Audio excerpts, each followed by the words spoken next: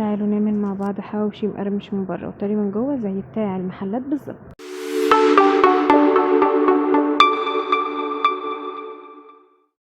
اللهم صل وسلم وبارك على سيدنا محمد وعلى اله وصحبه اجمعين. هنعمل مع بعض الحواوشي بطريقه سهله وطعمها في حته تانية. هنعمل ايه بقى؟ معانا هنا نص كيلو لحمه مفرومه، وكان عندي ليا في الفريزر بشرت منها كده 3-4 بشرات هتديني طعم وريحه.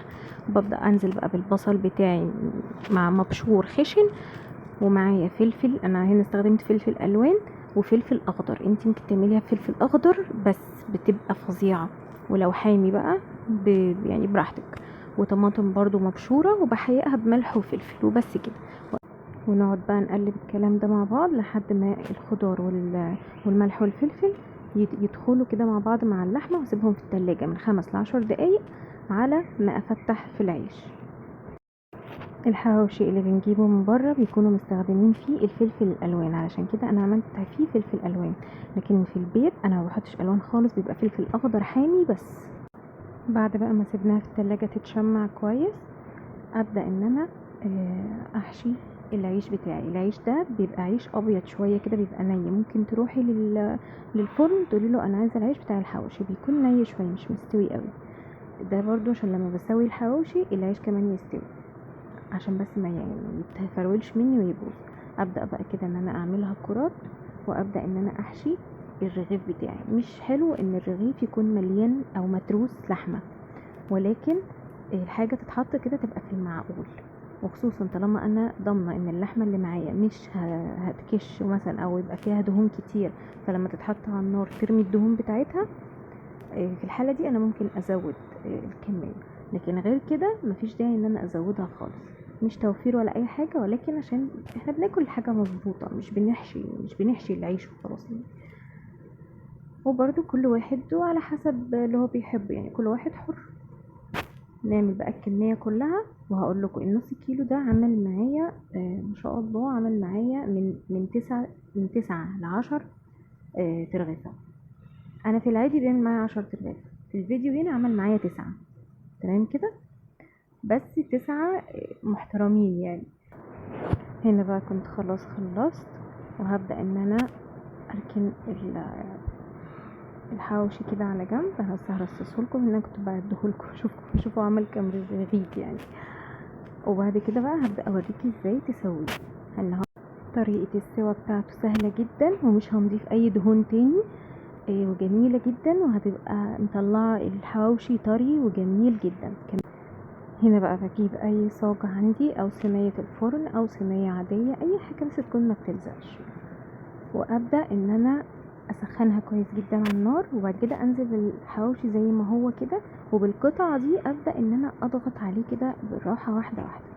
احنا هنخلي اللحمة تستوي من الدهن اللي فيها، مش هنحط لها اي دهون تاني، ودي حاجة بتخلي الحواوشي معايا مقرمش من بره وطري من جوه. اسمعوا معايا كده الصوت ده.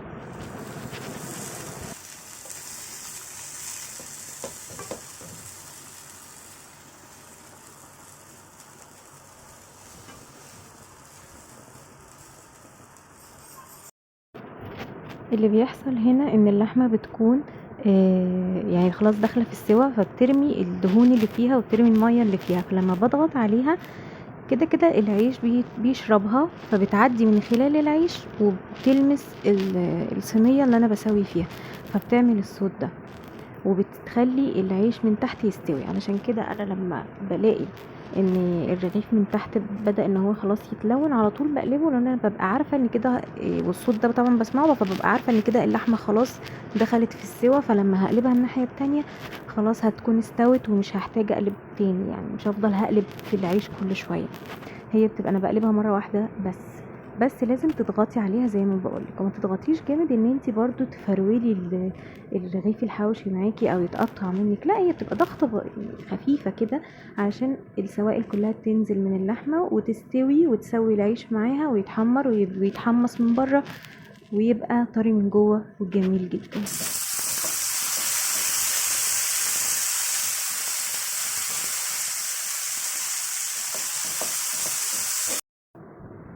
انا هنا كده خلاص كنت شايفة ان هما استووا، فهبدأ بقى ان انا اقلبهم واشيلهم خالص من الصينية، وهحط غيرهم يكملوا سوا بقى معايا، اكمل باقي سوا يعني باقي الكمية.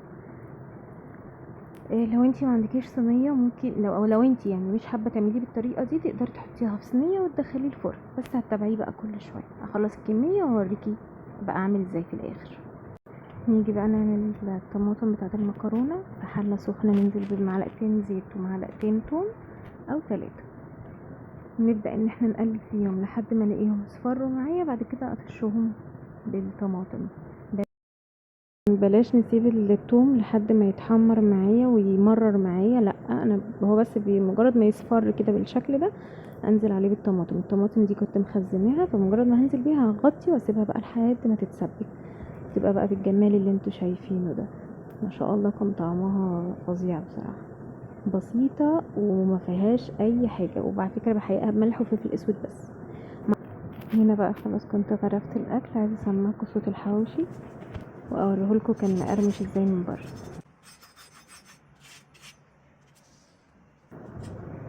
هنا بقى كنت بوريهولكم من جوه كان من جوه كان طري، واللحمه كانت مستويه، والفلفل الالوان كان مديها لون وكان جميل جدا. جربوه وقولوا لي رايكم بالف هنا وشفا. وما تنسونيش بقى في المتابعه والاعجاب لو انتوا على الفيسبوك، والسبسكرايب لو انتوا على اليوتيوب. وبالف هنا.